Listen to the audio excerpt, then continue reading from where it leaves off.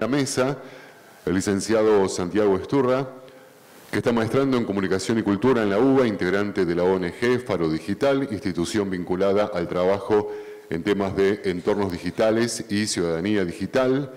El licenciado Gonzalo Sanguinetti, licenciado en Psicología, docente de la UBA, se desempeña en Cedronar, es integrante del Consejo Federal por la Defensa del Derecho al Juego. La licenciada Mónica Macha, diputada nacional, con amplia trayectoria en políticas públicas, sociosanitarias y de cuidado, y también proyectos contra la violencia digital, sobre programas de reducción de riesgos y daños, de presupuesto participativo para destinar recursos en profesionales y universidades que aborden la temática. Actualmente está trabajando junto a Faro Digital en la redacción del proyecto de ley sobre entornos digitales. Esta actividad, para que sepan, está organizada íntegramente por varias secretarías del Gabinete Municipal. Aquí hay muchos de sus secretarios y secretarias, Secretaría de Salud, de Comunicación, Territorio, Desarrollo Social y también de Educación. Lo va a moderar a quien ya le damos la palabra, Muma, que es directora de Juventudes, y al final abrimos a preguntas. Te escuchamos, Muma. Hola, hola. Hola, buenas tardes, ¿cómo andan? Bueno, bienvenidos, bienvenidas a este encuentro. Bueno, retomar ahí lo que dice nuestro compañero, es una iniciativa llevada adelante por 4 y 5 secretarías: Educación, Desarrollo Social, Desarrollo Territorial y Relaciones con la Comunidad, Salud y Comunicación. A nosotros, bueno, nos toca desde la Dirección de Políticas para Juventudes articular con todas las direcciones de nuestro municipio para acompañar, trabajar y cuidar a los pibes y a las pibas de Morón. Las apuestas digitales es una problemática que hoy nos preocupa y nos ocupa, y que además está siendo también una problemática que le preocupa al sistema educativo por muchos directores y directoras que nos los comentan, a los pibes y a las pibas y a distintas instituciones. Y bueno, nada, celebro este encuentro y poder seguir construyendo comunidad, y los adultos también poder tener la disponibilidad y poder entender con ellos y con ellas cómo acompañar de manera responsable y con formación a quienes atravesan esta problemática. Bueno, les agradecemos a Santiago, a Gonzalo y a Mónica por acompañarnos. Después la idea es que podamos abrir el espacio a intercambio y preguntas. Muchas gracias.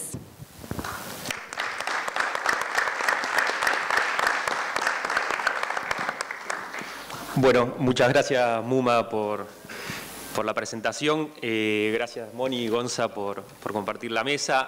A Guido, a Leti por la invitación y la conversación previa también.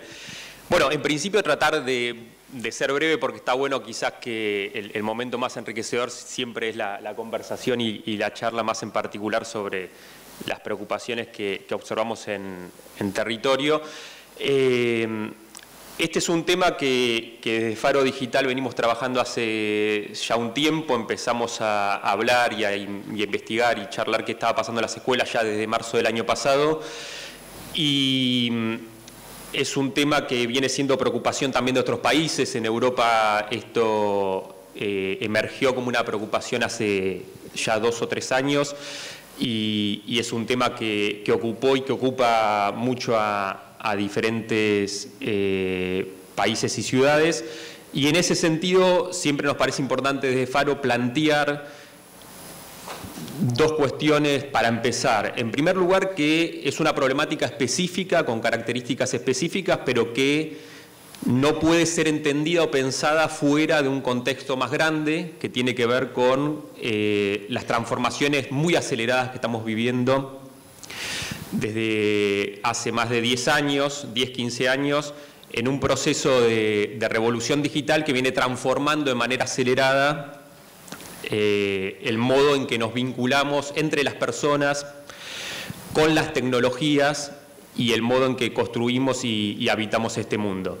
En ese sentido, hay algo con lo que siempre arrancamos toda charla, que me parece siempre que es un ejercicio que está bueno para para pensar estos temas y repensarnos a nosotros mismos, que es preguntarnos acá, de quienes estamos en este salón, que levantemos la mano quienes tenemos dispositivo celular propio. Levantemos la mano quienes tenemos celular propio. Bien. ¿Tiene noción, puede, usando las dos manos, decirme en promedio, no solo con celular, sino pantallas en general? Cuando hablamos de pantallas, hablamos de celular, tablet, notebook, computadora, televisor hogareño. El tiempo de conectividad diaria, ¿cuánto tiempo está cada uno de ustedes conectado a pantallas? Haciéndome el gesto con la mano en cantidad de horas. Más o menos, hacen gesto que mucho. No alcanzan las manos, dicen algunos, otros dicen 8, otros dicen 6, 5, 10, aparece mucho 10, 12. Bien, en principio esto que parece gracioso, y es gracioso, lo primero que nos da es un indicador de algo que hemos incorporado y que hacemos diariamente, que tiene que ver con el tiempo que estamos conectados a los territorios digitales. Siempre que habitamos los territorios digitales lo hacemos mediante una pantalla. Esa es una primera definición. No hay territorio digital sin mediación. Y la mediación tecnológica es la pantalla. Hay una primera cuestión cuando laburamos con pibes y pibas que aparece más naturalizada, pero para charlar entre adultos es importante como punto de partida, que tiene que ver con ya no pensar, o que ya no es operativo pensar en una vida real y en una vida virtual como categorías para analizar lo que nos pasa en los territorios digitales, sino que lo que planteamos desde Faro es que un día tiene 24 horas, en promedio descansamos 8, hay gente que duerme un poco más, un poco menos, pero en promedio 8, estamos 16 horas despiertos, y el promedio de conectividad en Argentina por persona a pantalla está en 8 horas diarias. Hay personas que lo usan más por trabajo, entretenimiento, lo que fuera, y personas que lo usan menos. Es el promedio general tomando todas las franjas etarias. Eso nos lleva a pensar, como primera definición obvia, que el 50% del tiempo que estamos despiertos lo hacemos en entornos digitales, en territorios digitales. Entonces, la dicotomía que establecemos desde Faro es, hay territorios digitales y territorios físicos, territorios que habitamos de cuerpo presente y territorios que habitamos con mediación de pantalla, y que ambos territorios tienen que ser pensados como una totalidad a la que denominamos vida real. Hay vida real expresada o habitada en territorios digitales y en territorios físicos. Esa primera definición es un punto de partida para ya no mirar estos problemas como si fueran problemas de segunda, ¿no? Como que lo importante es lo que nos pasa en el territorio físico, y en la vida virtual suceden cosas menos importantes o son problemas que les pasan a los pibes y pibas y no a nosotros. En los territorios digitales, y de manera muy acelerada después de la pandemia, venimos haciendo muchísimas cosas.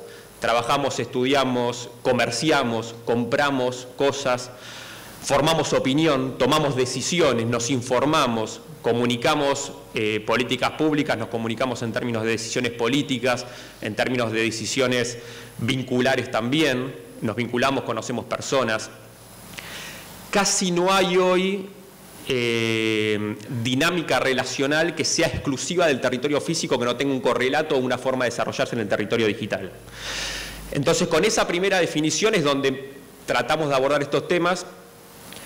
No los pensamos de manera aislada, tiene características propias el tema de las apuestas online, pero nos parece que hay que inscribirlo en una serie de problemáticas que tiene que ver con cómo pensar o cómo entender el territorio digital. Hay muchísimos temas, algunos que ya tienen un poquito más de recorrido, otros que son muy actuales y otros que están por venir, que tienen que ver con emergentes o problemáticas en esos entornos digitales. Con respecto a las apuestas online, hay dos temas que nos parecen centrales, que tienen que ver con tratar de comprender qué les está pasando a los pibes y pibas ahí, que en principio configuran una foto de un recorrido cronológico. Nos parece central pensar qué pasa con los videojuegos. Desde hace ya más de 8 años, toda la dinámica de videojuegos pasó a ser online. Eso tiene que ver con una conectividad permanente y una interrelación con otros y otras que no están presentes en el mismo territorio físico, sino conectados en el videojuego. Y esos videojuegos vienen incorporando lógicas que, yo tengo 36 años, que no estaban presentes hace 20 años cuando jugábamos a los videojuegos nosotros. Una de las lógicas es la incorporación de la dinámica del azar Los videojuegos incorporan de un tiempo a esta parte lo que son las cajas de recompensas o el azar. En los juegos deportivos hay paquetes de figuritas, abren un paquete de figuritas en la pantalla y les toca a algún jugador con el que pueden contar o no. Eso es totalmente azaroso. Antes en los videojuegos la dinámica del azar estaba disminuida y tenía que ver con alguna habilidad. Yo hacía algo y eso me llevaba a tener una recompensa. Hoy la dinámica de azar con colores, que puede ser una ruleta, un cofre o un paquete de figuritas, es algo presente en los videojuegos de manera hipernaturalizada. Y un segundo tema que nos parece central tiene que ver con la dinámica de la monetización en los videojuegos. Los videojuegos online tienen incorporada la dinámica de la monetización y un roce que tienen los pibes y pibas con eso muy temprano. La incorporación de un crédito en pantalla que se mueve permanentemente según las habilidades que tengo en el juego, pero que también se relaciona con la posibilidad de incorporación de créditos monetizados por la economía real. Puedo tener vinculado una tarjeta de crédito, puedo tener vinculado Mercado Pago y comprar un mapa, comprar una vida, comprar un arma o comprar un sobre de figuritas, y eso puede ayudarme a que me vaya mejor en el juego. Estas dos cosas que pueden parecer anecdóticas nos parecen centrales porque son las que construyen un puente o un tobogán entre la dinámica de los videojuegos y las apuestas online. El pasaje de una cosa a la otra no tiene un salto gigante como quizá tenía un salto jugar a la pelota en la década del 80 e ir al bingo, ¿no? Un salto en el territorio físico entre dinámicas que no tenían nada que ver o no existía un puente directo. Hoy en el territorio digital, en las pantallas, en los celulares, existe un puente, un tobogán, en la cual la utilización de colores, los estímulos, las músicas, las dinámicas de azar y de monetización generan un puente o un tobogán donde el pasaje del videojuego a la apuesta online aparece naturalizada, simple, cotidiana y ya aprendida. Son dinámicas que se muestran muy fáciles. Con eso y con estas aplicaciones, con estos desarrollos, pasa algo que no es exclusivo de los chicos y chicas, sino que nos pasa a todos y todas, que la arquitectura del territorio digital, la arquitectura de las aplicaciones, de las plataformas, son arquitecturas pensadas para disputarse nuestra atención. Eso le sucede a los pibes y pibas y nos pasa a nosotros y nosotras. Desbloqueamos la pantalla de nuestro celular, cualquiera de nosotros, en promedio entre 160 y 180 veces al día. Cuando desbloqueamos la pantalla de celular lo podemos hacer por un motivo y es muy difícil que llevemos a cabo esa acción y bloqueemos de vuelta la pantalla. Desbloqueamos para contestar un mensaje de WhatsApp y pasamos un rato por Instagram. Pasamos un rato por Instagram y nos saltó una notificación en un grupo de WhatsApp que nos comentó una noticia. Entramos a ese portal y nos enganchamos. Nos llegó una notificación sobre un nuevo capítulo de un podcast, un correo del trabajo. Son muchísimas aplicaciones disputándose nuestra atención permanentemente. Esto, en el campo de la comunicación, representa una novedad en la actualidad. Siempre la relación que teníamos con las tecnologías estaban asociadas a prácticas culturales específicas. ¿Qué quiere decir esto? Un ejemplo muy sencillo. En la década del 90, si yo me sentaba frente a un televisor hogareño, frente a una tecnología comunicacional como un televisor, tomaba el control remoto y si eran las 8 de la noche, yo me sentaba frente al televisor y elegía qué noticiero ver, pero con un único fin. Mi práctica cultural estaba asociada a informarme. Sentado frente a un televisor hogareño a las 8 de la noche, elegía Telenoche, Telefe Noticias, Canal 9 Noticias, la TV Pública Noticias o América Noticias. Cada práctica cultural tenía en torno a una tecnología un fin específico, un fin comunicacional. Comunicación interpersonal, información o entretenimiento. Yo me acercaba a un teléfono fijo, marcaba un número, todavía en algunas casas algún teléfono fijo debe quedar, marcaba un número y del otro lado esperaba o tenía una expectativa de comunicarme con un familiar, una pareja, un amigo, una amiga. Había una comunicación interpersonal como motivo de esa práctica cultural. Yo no me acercaba al teléfono para que del otro lado Mónica y César me dijeran las noticias. Ni prendía el televisor hogareño de mi casa a las 8 de la noche esperando que aparezca mi primo que se fue a vivir a Córdoba contándome cómo la está pasando. Eso se modifica totalmente con la llegada de esto.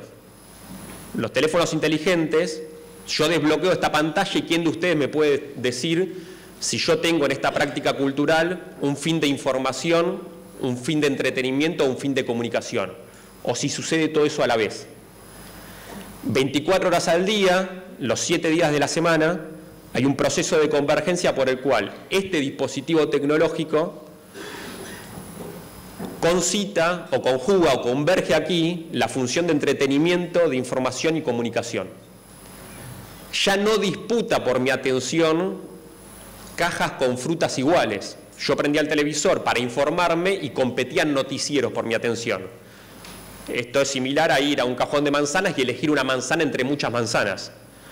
Yo desbloqueo la pantalla del celular y compite por mi atención manzanas con bananas, con peras, con kiwis, porque cada una de esas aplicaciones está reclamando mi atención permanentemente para fines distintos. Eso que hacen las aplicaciones y que se hace en Silicon Valley y que tienen mucho estudio detrás, estimulación neurosensorial, especialistas pensando todo el tiempo cómo hacer, es por disputarse nuestra atención. Mayor conectividad y mayor interfaz son la búsqueda que tiene toda aplicación en territorio digital. Que estemos mucho tiempo conectados y dando muchos datos. Así monetiza, así ganan plata las plataformas. Esto nos parece importante caracterizarlo porque es lo mismo que hacen los desarrolladores de los videojuegos, lo mismo que hacen las casas de apuestas online, deportivas o los casinos virtuales. Y es lo que hace cada una de las aplicaciones. Lo hace WhatsApp, porque yo cuando estoy en WhatsApp no estoy en Gmail, cuando estoy en Gmail no estoy en TikTok, cuando estoy en TikTok no estoy en Spotify, cuando estoy en Spotify no estoy en HBO.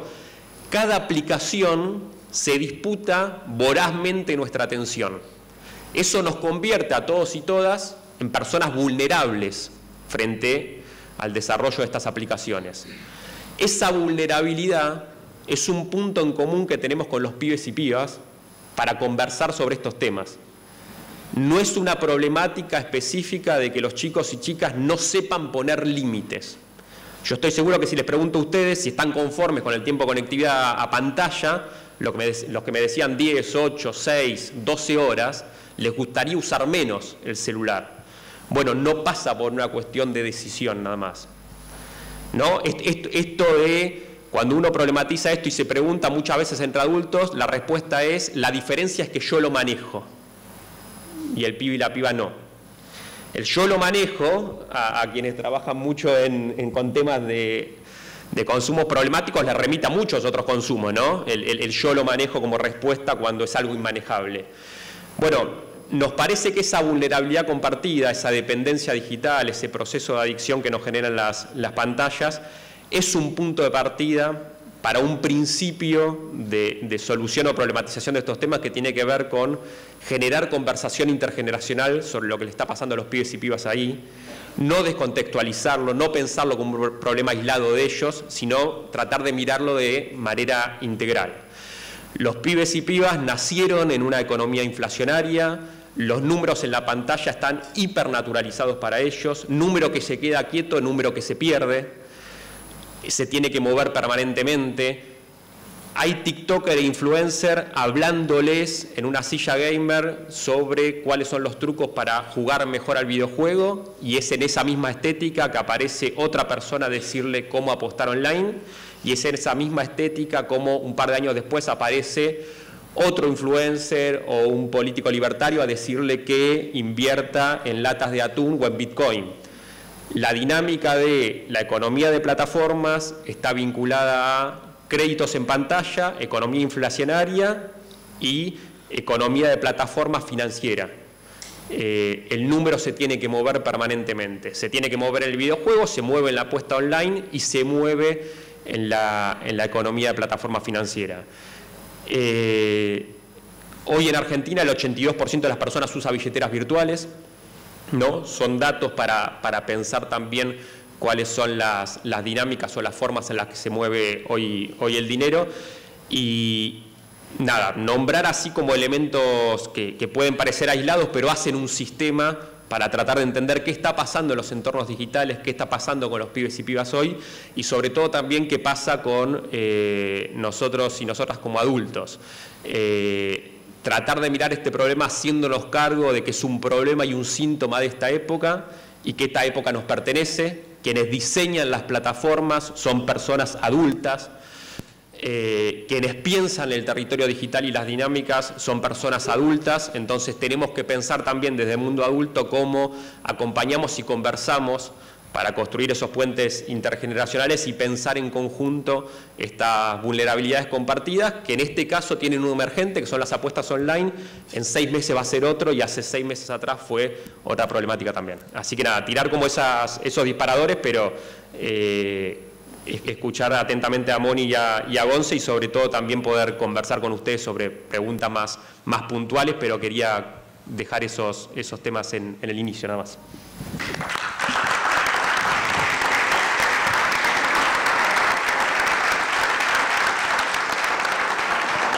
Muchas gracias, Santiago. Le damos la palabra a Gonzalo. ¿Qué tal? Buen día. ¿Cómo están? Bueno, qué gusto juntarnos acá y estarnos un ratito para charlar. Me parece fantástica la introducción que hizo Santi, impecable, y un poco me da el pie para también traer algunos disparadores o ideas que estuve pensando, especialmente a partir del título que nos convoca, ¿no? La idea de territorios digitales, que Santi la trabajó mucho y muy bien, esa ya indiferenciación o esa dificultad de establecer una limitrofía clara entre lo que consideramos realidad y virtualidad. Les cuento, yo soy poco fan de los papeles, a mí me gusta el soporte analógico, hijo un poco de esa época todavía, y pensé algunas ideas que quiero leerles y contarles. Les cuento cómo está más o menos armada la intervención que pensé. Son 2 ideas para pensar la noción de territorio digital, en función de el límite y el habitar, ¿no? Para después pasar, a partir de ahí, progresivamente, a plantear una diferencia que yo considero que está poco atendida. En realidad consideramos desde el Consejo Federal del Derecho a Jugar, ¿no? Que venimos pensando la especificidad y lo específico y lo propio del jugar. Y creo que es algo que en las discusiones a las que yo he asistido respecto de la problemática de las así llamadas ludopatías, ciberludopatías o adicciones al juego, que hay una gran confusión entre juego y apuesta, que conceptualmente todavía no está delineada. Y me parece que es algo que es un punto clave para que nosotros podamos pensar el problema y el lugar desde donde intervenir, para poder diferenciar lo específico del juego y en qué momento se transforma en una problemática. Porque jugar no es un problema, ¿no? Y jugar tampoco enferma. Pero mi intención es, a partir de los pasos que les quiero traer, ir llegando hasta allá, ¿sí? Así que el final sería, bueno, como leer como 5 puntos del pronunciamiento del Consejo que trabajan la noción de juego distinguida de la noción de apuesta o de consumo. Lo preparé amablemente esto, así que no, si se pone pesado me avisan o me ponen caras y yo le cambio el ritmo. Cuando me pasaron el título de la conferencia, me llamó mucho la atención la idea de territorio digital, ¿no? Y pensaba que la pandemia aceleró la consolidación de la digitalidad como territorio. Catalizó una suerte de éxodo masivo de nuestra vida hacia esos nuevos tiempos-espacios. No es que no venía sucediendo, pero sí se armó como un éxodo forzado, ¿no? Bueno, todos mudamos la vida en todos sus aspectos a la digitalidad. En ese desplazamiento yo creo que hay algo importante, que es que estuvo signado por la búsqueda de una certeza de inmunidad. Esto es importante. ¿Qué quiere decir eso? La seguridad del no contacto ante la peligrosidad que suponía la cercanía entre los cuerpos. Es decir, que ese éxodo a la digitalidad implica trazar una primera problemática respecto del contacto entre los cuerpos. Ese pasaje situó a la digitalidad como un anticuerpo, ¿no? En el sentido orgánico, pero también en el otro sentido, que es un contracuerpo, ¿no? O una protección respecto del cuerpo. Un territorio que estaría a salvo del contagio de los contactos porque no había cuerpos, o sea, no había riesgos.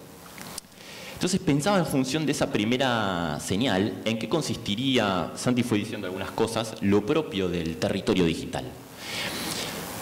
Y es cierto que, bueno, acá hay muchos agentes territoriales, ¿no? O que se definían como trabajadores territoriales. Yo pensaba, bueno, ¿qué sería un trabajador, trabajadora, referente territorial en la territorialidad digital, por ejemplo, ¿no? Un territorio puede definirse de muchas maneras, de hecho es una categoría en discusión en las ciencias sociales, pero yo pensaba que específicamente se define por sus limitrofías, que pueden ser políticas, geográficas, lingüísticas, jurídicas, normativas, culturales, sociales, modos de repartir el poder, modos de ejercerlo, etc. En ese sentido, un territorio se dejaría definir por los puntos donde termina, por los bordes que lo limitan, lo ciñen y lo definen. Una particularidad de los territorios digitales es que se componen como una extensión ilimitada. Santi lo decía un poco, no solo extensión ilimitada, es decir, que podríamos estar 48 horas indefinidamente en el territorio digital y no lo agotaríamos, sino que además es de acceso inmediato y desde cualquier parte, ¿no?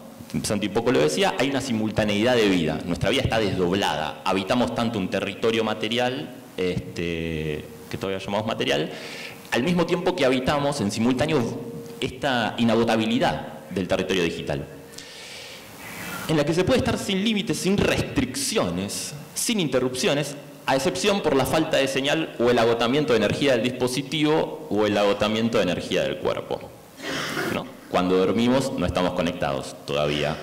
Quizás en algún momento encontremos la manera. Esto supone una mutación de nuestras experiencias del tiempo, del espacio, de la corporalidad y de la sensibilidad.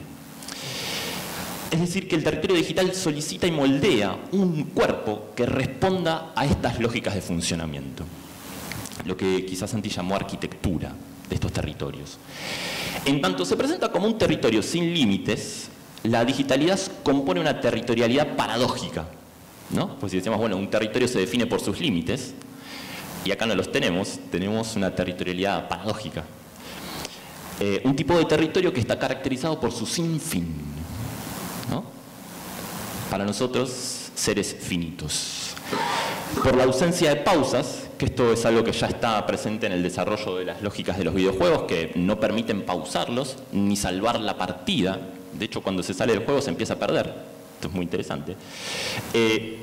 Un territorio caracterizado por la ausencia de pausas, de detenciones, de discontinuidades, de distintas modalidades de la finitud, ¿no? Pareciera que el territorio digital nos invita a pensar una vida fuera de las modalidades de la finitud. Incluso mismo con las ganancias, ¿no? Ganancias ilimitadas. ¿Qué producen? Una primera pregunta. Estas exigencias en un cuerpo, siendo que un cuerpo es precisamente un límite. Vieron que nuestro cuerpo es la experiencia de un límite, algo que nos limita permanentemente y estamos enfrentadas y enfrentados a eso cada día. Un cuerpo se cansa, un cuerpo se agota, tiene que comer, tiene que dormir, tiene que descansar, tiene que recuperar energías, tiene que dejar de hacer cosas, tiene que habitar discontinuidades, convalecer, tener tiempo para hacer nada. ¿Qué relación hay entre esa particularidad del territorio digital, esa exigencia, y el no poder parar o no poder dejar que pibes y pibas, bueno, nosotros también, ¿no? Como no voy a entrar en esa distinción, que se anuncian en la relación compulsiva con los dispositivos que podemos llamar ahí sí consumo? Otra idea del territorio es que también supone modos de habitarlo, modos de estar, modos de ser y de estar en ese mundo. Hace poquito me llegó, es un detalle, una conferencia en el 51 de un filósofo alemán que se llama Martin Heidegger. Él se pregunta qué es habitar en el marco de una Alemania derruida, reducida a ruinas, mientras es reconstruida desde sus cimientos. Se pregunta, bueno, ¿qué es habitar? ¿Qué sería rehabitar el territorio? Y él piensa algo muy lindo, que es que a los mortales, y lo llama así, ¿no? Como nos caracteriza como mortales, es decir, lo propio nuestro es la finitud, o sea, ninguna novedad, pero un poco lo olvidamos. Porque lo propio del ser humano es estar en la tierra, en el territorio, como mortal, es decir, limitado. Él dice, a los mortales los caracteriza el habitar, y el rasgo fundamental del acto de habitar es tener cuidado, dice, en el sentido que el cuidado ocurre cuando albergamos algo, cuando lo rodeamos de protección o lo ponemos a buen recaudo. Yo pensaba, si habitar es cuidar, si tomáramos por cierto esto, que quiere decir custodiar, velar, prestar atención, mantener a buen recaudo, proteger. ¿Qué cuidados posibles hay en un territorio ilimitado que presenta la ausencia de restricciones, regulaciones, límites, bordes, como unas experiencias que serían deseables para un cuerpo? Un límite no opera solo como restricción, sino especialmente como un borde que contiene, un contorno que traza discontinuidades, que dibuja al cuerpo como territorio que se hace habitable por su extensión limitada, por su abarcabilidad. Es decir, que nuestros cuerpos son habitables, podemos vivir en nuestros cuerpos porque tienen límites. Vieron que a veces incluso, siendo que son cuerpos limitados, nos es muy difícil vivir en nuestros cuerpos, que es demasiado por momentos. Imagínense un cuerpo sin discontinuidades, sin límites. Es insoportable. En este sentido, bordes, límites, regulaciones, incisiones, discontinuidades, interrupciones, finitudes componen prácticas que realizan gestos de cuidado al trazar las marcas que limitan a un cuerpo, tornándolo habitable, ¿no? Acá hay una idea de que las prácticas de cuidado dejan marcas que puntúan al cuerpo. De hecho, pasa mucho en la sintomatología que proviene de estas problemáticas, que se suele decir, bueno, los pibes no pueden parar, ¿no? Como no pueden dejar. Hay como un asunto muy problemático alrededor de la discontinuidad, ¿no? O de los límites. Por eso acá me parece importante trazar la idea del límite como el límite de un borde que contiene. De hecho, se habla de como emotividades desreguladas, ¿no? O la idea de gestionar mejor las emociones, o de los pibes que no se pueden contener, ¿no? Como todo el tiempo estamos hablando de bordes y desbordes. Y me parece que tiene que ver con esta forma de la territorialidad digital. En ese mismo sentido, si un territorio no termina, si no está planteado su límite, si no es concebible su finitud, quizás haya que pensar si se trata de un territorio. Digo, esto lo tiro como problema. Si no podemos abandonarlo, si no podemos desertar, si no podemos irnos, ¿se trata de un territorio? Y en ese mismo sentido, como me parece también buenísimo pensar la idea de ciudadanía digital, ¿no? Porque una ciudadanía también supone una suerte de límites, ¿no? Acá estamos en el municipio de Morón, como no estamos en otro municipio. ¿Qué ciudadanía sería esa ciudadanía? Si la invitación de los territorios digitales es a un jugar sin límites, porque todo es ilimitado, ¿se trata de un juego? Para que un juego sea un juego, tiene que poder terminar. Para que un juego sea un juego, tenemos que poder irnos, tenemos que poder realizarlo. Cuerpo, dolor, finitud, son nombres de los límites que componen y que delinean la experiencia de una vida. Carolina Di Palma, que es una investigadora que viene trabajando hace mucho tiempo la convergencia digital, y tiene una investigación que hizo durante 10 años, muy interesante, la recomiendo, se llama El derecho al juego digital. Está subida a internet, la pueden consultar, es muy muy buena.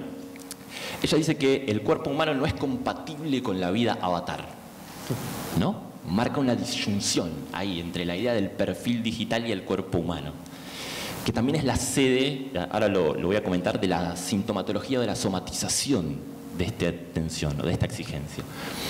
El cuerpo opera como el límite orgánico, ¿no? Ahí sí hay un límite entre organicidad y digitalidad.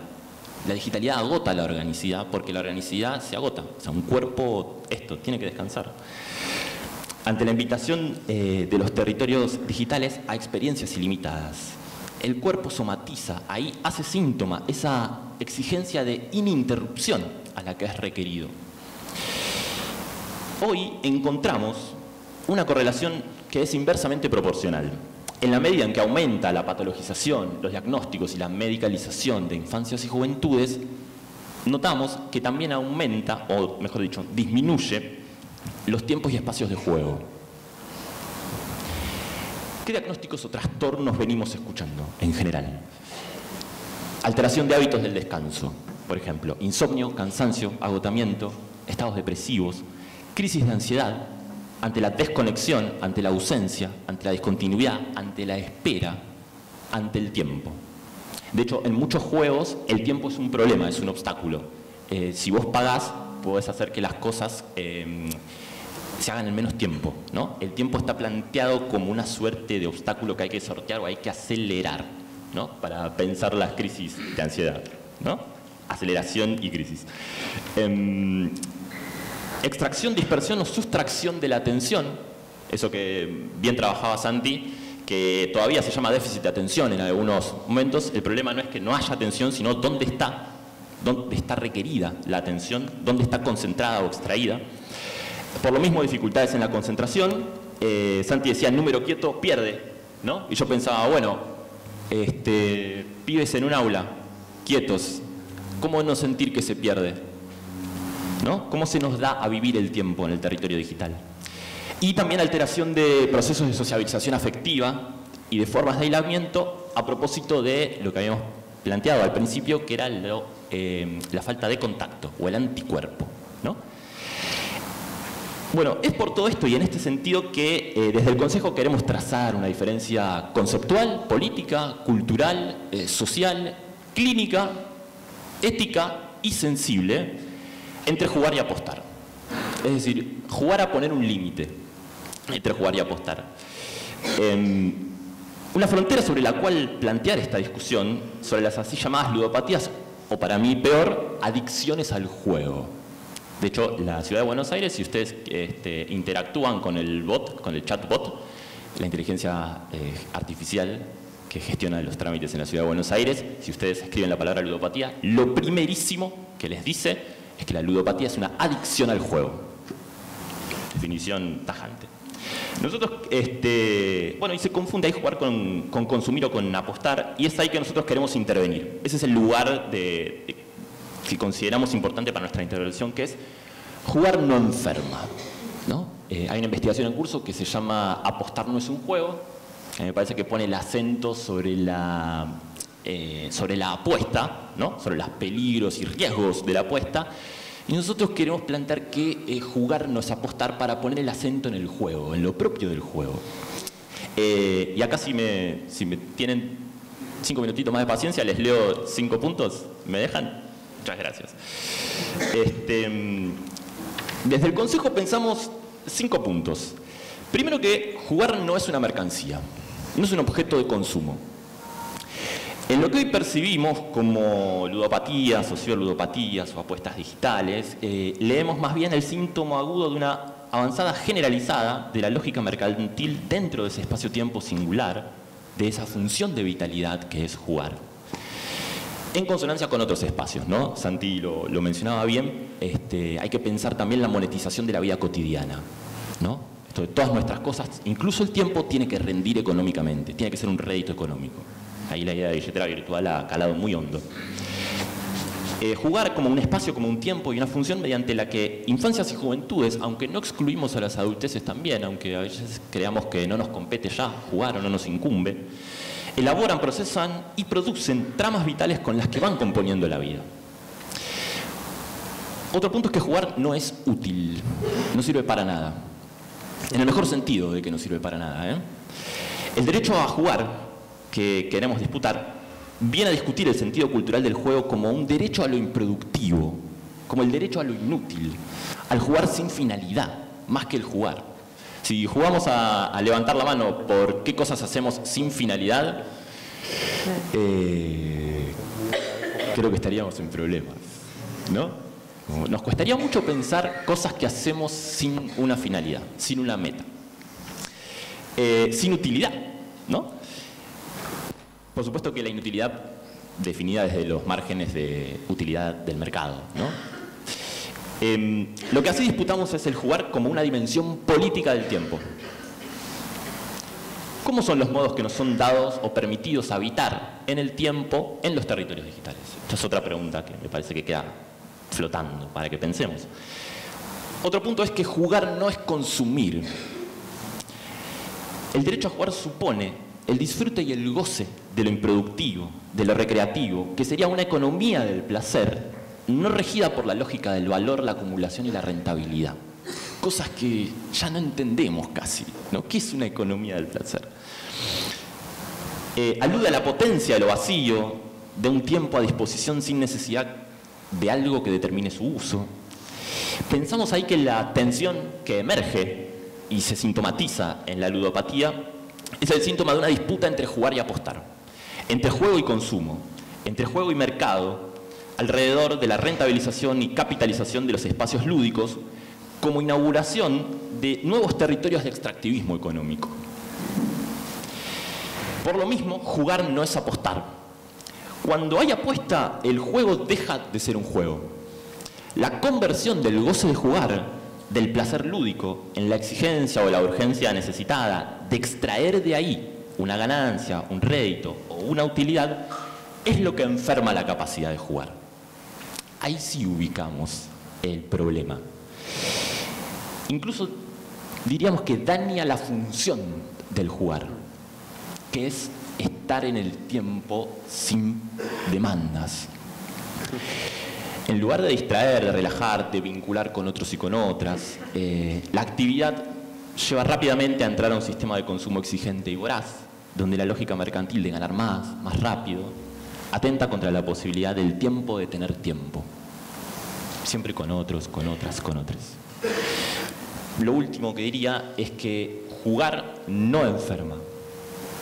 La ludopatía, o eso que llamamos ludopatía, o estamos pensando como ludopatía, sería el resultado de un entrelazamiento complejo de prácticas y procesos socioculturales que derivan en la cooptación y el usufructo de los territorios de juego, enfermando la experiencia lúdica.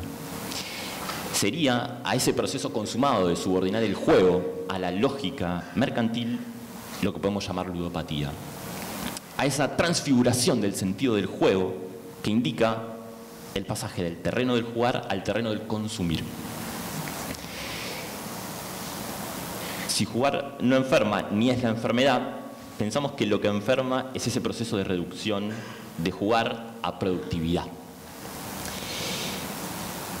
Jugar, además de no enfermar, es un acto de cura. Jugar es curar. Si jugamos, ¿vieron que cuando jugamos nos sentimos bien? Bueno, se trata de eso. ¿Y qué sería curar también, no? Bueno, pensamos que cuidar la vida de su conversión o reducción a mercancía, de su monetización, de su reducción a renta, a capitalización, bueno, a la economización total y absoluta de la vida, ¿no? Que es un poco también el contexto global en el que estamos viviendo, diría. O sea, la vida está amenazada por su economización. Y casi que no queda ningún espacio que quede exento de esa amenaza o de esa tensión. Creo que tenía algo más para decir. Bueno, que jugar también es un modo de interrumpir el mundo.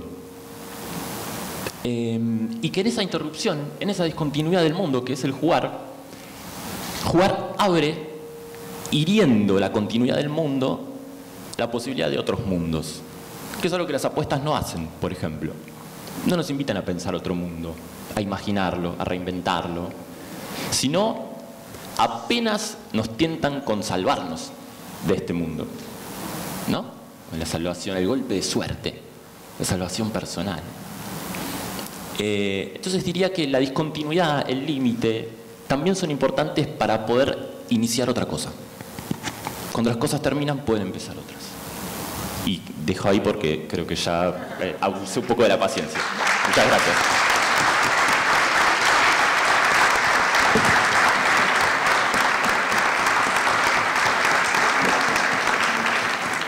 Muchísimas gracias, Gonzalo. Ahora le damos la palabra a Mónica y después abrimos un espacio de intercambios y preguntas. Bueno, muchas gracias, Muma. Bueno, un placer estar acá con estos compañeros y compañeras.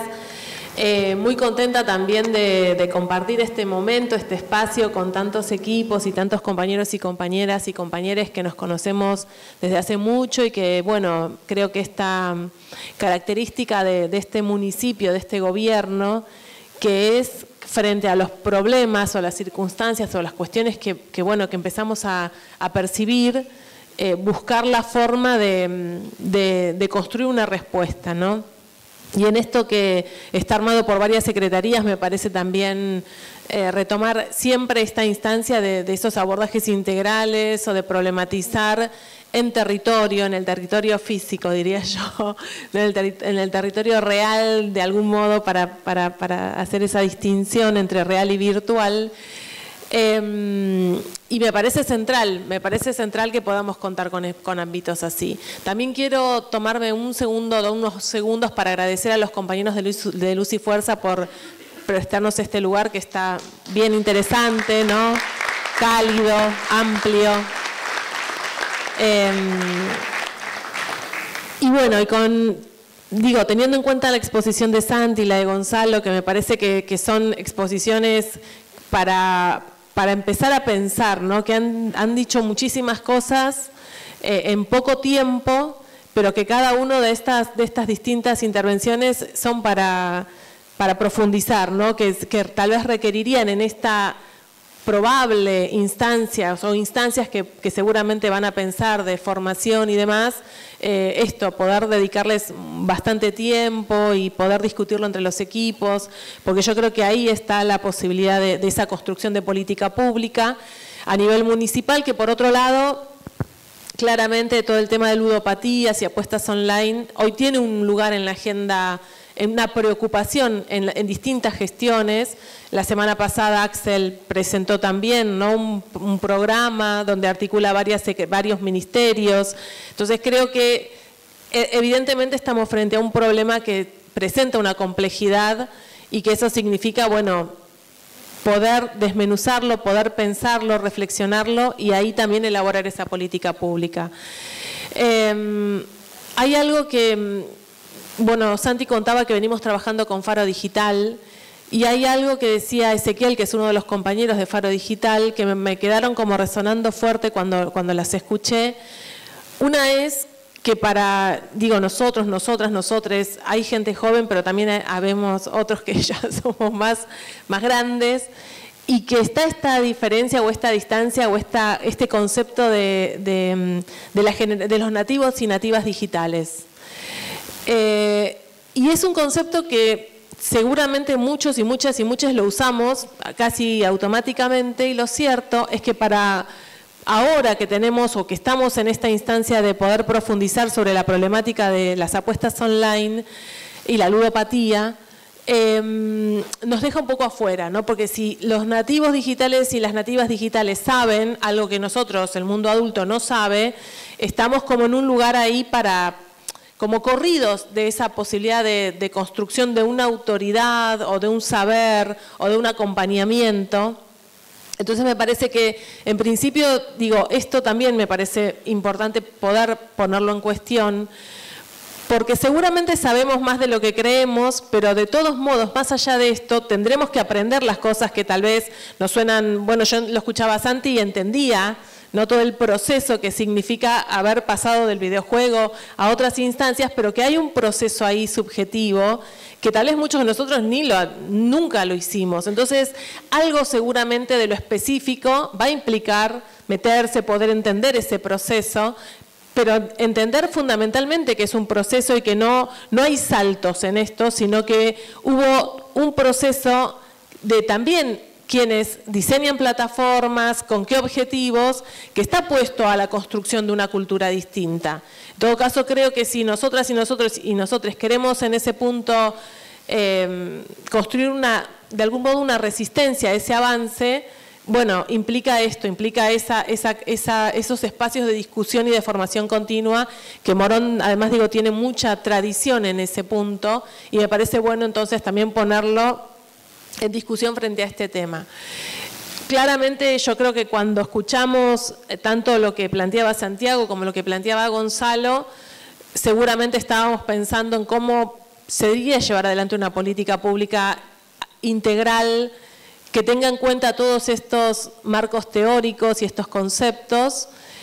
Y seguramente también hay un pensamiento más en las familias y en lo cotidiano de los hijos, hijas y de lo que está pasando y de cómo entonces construimos, ¿no?, alguna instancia diferente. Bueno, yo creo que parte de esta necesidad es esto, meternos, que no quede como temas de los que nosotros en los que no podemos intervenir, aunque es complejo intervenir, porque tal vez hay una construcción social y cultural que nos ha llevado y también lo decían los compañeros, que nos ha llevado a estar mucho tiempo metido con las plataformas y con el celular y pantallas. Y entonces hay una experiencia compartida ahí con los jóvenes y las jóvenes o los niños y las niñas. Hay algo que nosotros, no es que yo de esto no sé de qué se trata, ¿no?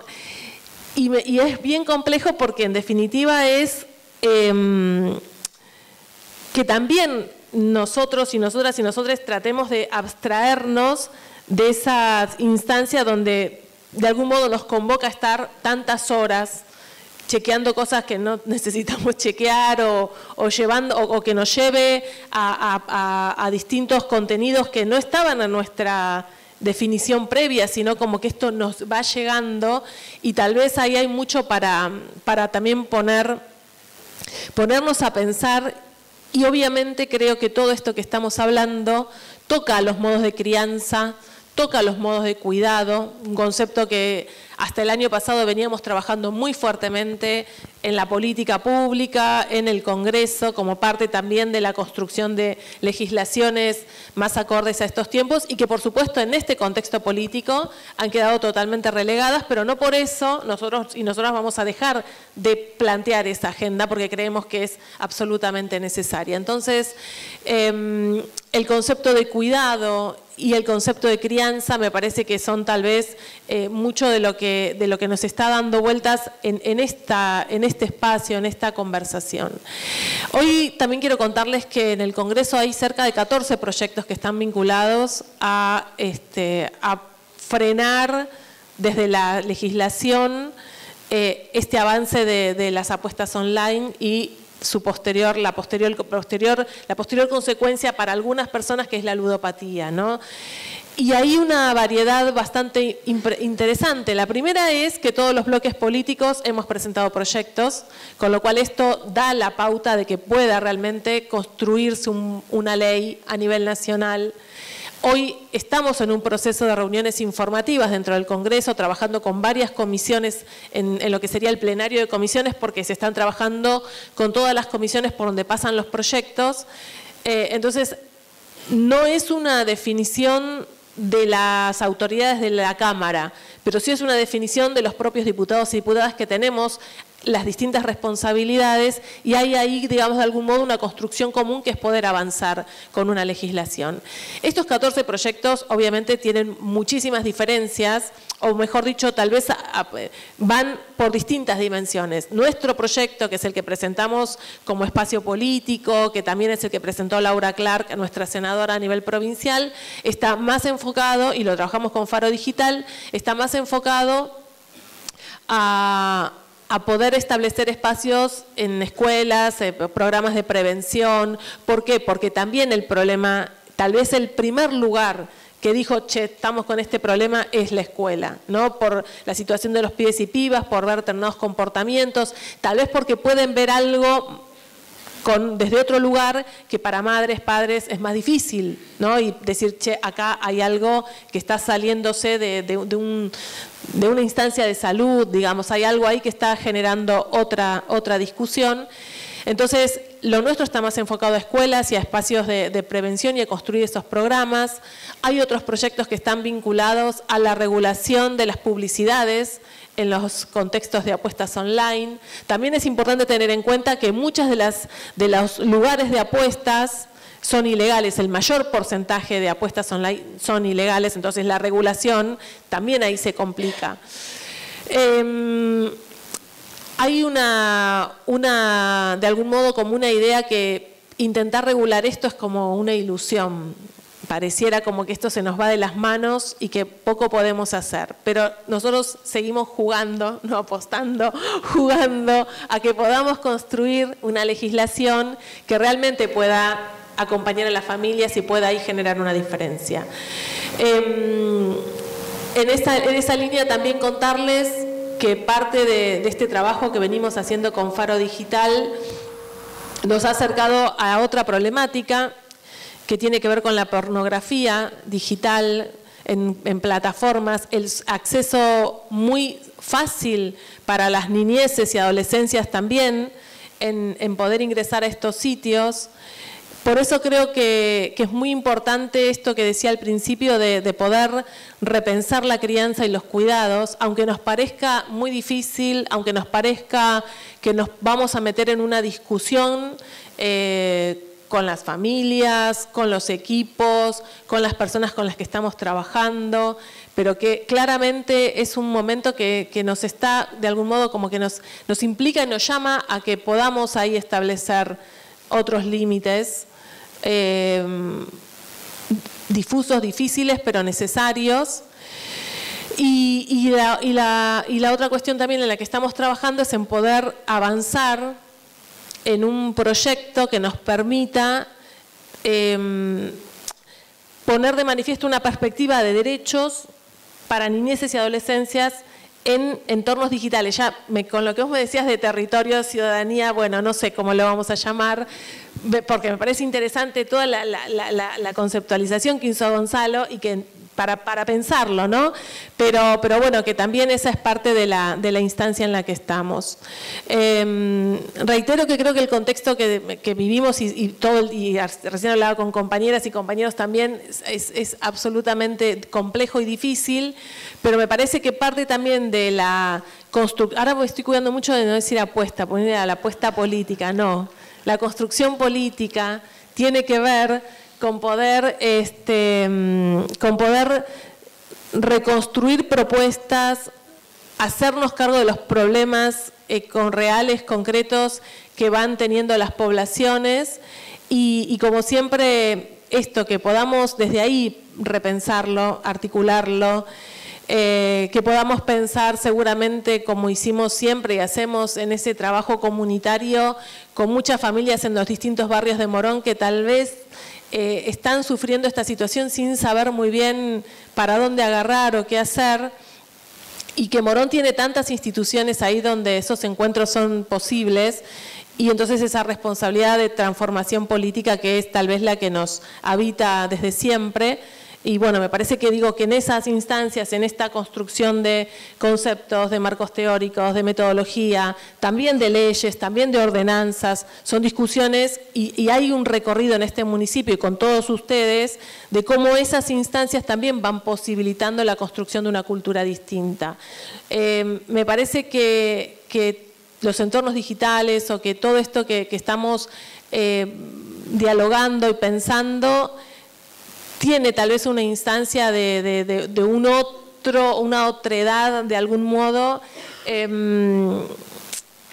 inconmensurable. Pero bueno, habrá que ponerle límites, habrá que poder ver por dónde, pero es muy urgente que lo podamos hacer. Así que bueno, yo me parece importante un poco lo que decían los compañeros también, en esto de poder tener un espacio de intercambio y darnos ese espacio también para un diálogo. Así que bueno, muchas gracias.